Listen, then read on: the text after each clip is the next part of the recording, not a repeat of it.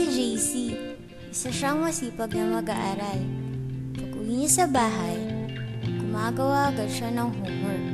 Ang bait niya, di ba? Kaso nga lang, laging ganun araw-araw. Wala nang adventure sa buhay niya. Dito kami papasok. Bad trip naman to si Ma'am Talupay, oh. Papagawa lang na assignment, ang hirap pa. Saan naman ako kukuha ng plot para sa short story? Wala naman nangyayari exciting sa buhay ko.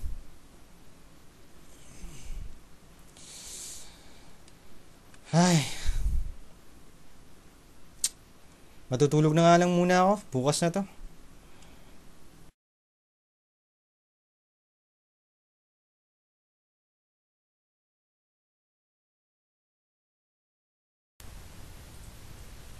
Habang natutulog si JC, isang mahiwagang pangyayari ang naganap.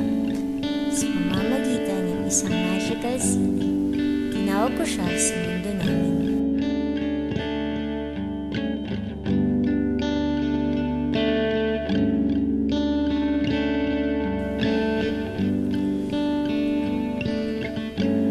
Lumipad ang CD papunta sa computer niya.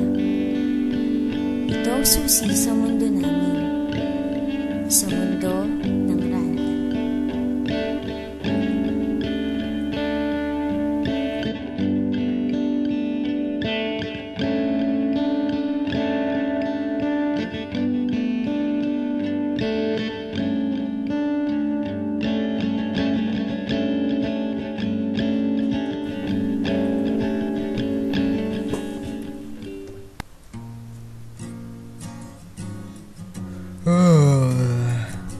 Umaga na.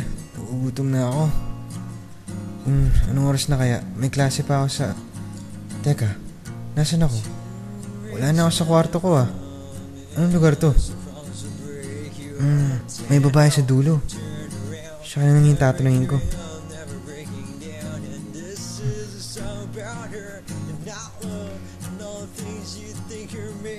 Miss, hi. Teka, good morning. Nasan ba ako? Hi, JC. Buti naman nakarating ka na rito. Kumusta naman ang biyahe mo? Hindi ka ba nahihilo? Teka, sino ka ba? At saka, anong lugar to? Ba't nyo ka dinala dito? Nandito ka dahil kailangan namin ng tulong mo. May isang malakas na halimaw ang umaaligid at ginugulo ang buhay ng mga estudyante dito sa Phoenix. Pero, bakit ako? Dahil nasa sayo ang pinakamahalagang katangian ng isang mandirigma sa mundo ng Ran. Ito ay ang aking tiyaga at maraming pambili ng e-points. Ha? Please, JC. Ikaw ang only hope namin. Sige. Para sa isang magandang chicks. Gagawin ko ang lahat. Yay! Pero bago yun, kailangan mo muna maawigin ang tunay mong lakas. Makipaglaban ka sa maraming iba't ibang kaaway. Dapat matuto kang mag-lure at magaling kang mag-pots. Wow! Sulit ata yung mga training rosary mo. Mukha ka ng malakas. Sigurado ako kaya mo nang talunin yung malakas na halimaw. Pero bago yun, meron akong gustong ibigay sa'yo.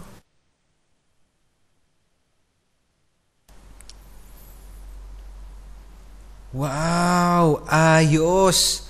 Ang lupit naman itong mga binigay mong gamit sa akin. Huwag ka mag-alala, miss. Pupuntahan ko ang halimaw na yun at tatalunin ko siya.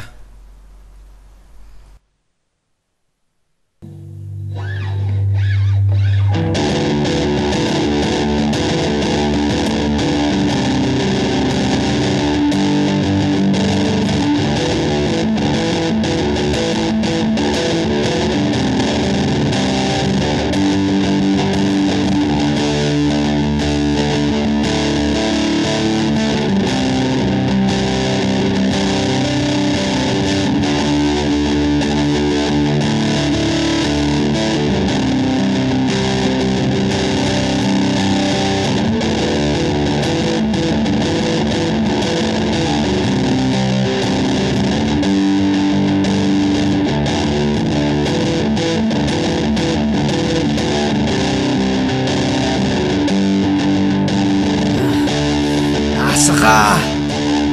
Talo ko na siya. Matutuwa na si Miss Nurse. Maayos na yung buhay ng mga estudyante sa Phoenix. Ha? Teka, ano nangyayari?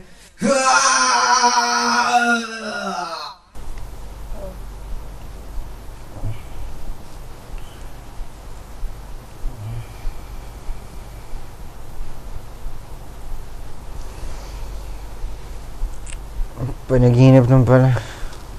Bad trip. Anong oras na kaya?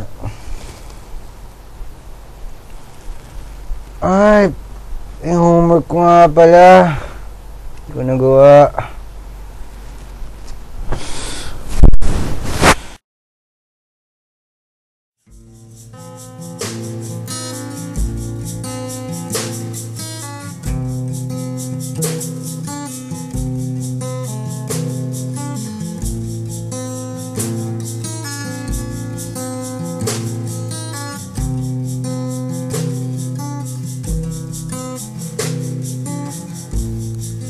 Sana'y di ka lang isang ibon.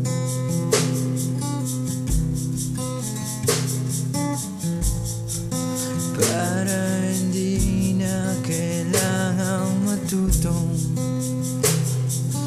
lumipad. Sana mahulog ang langit sa aking palahan nang mahaplos ang iyong kamay.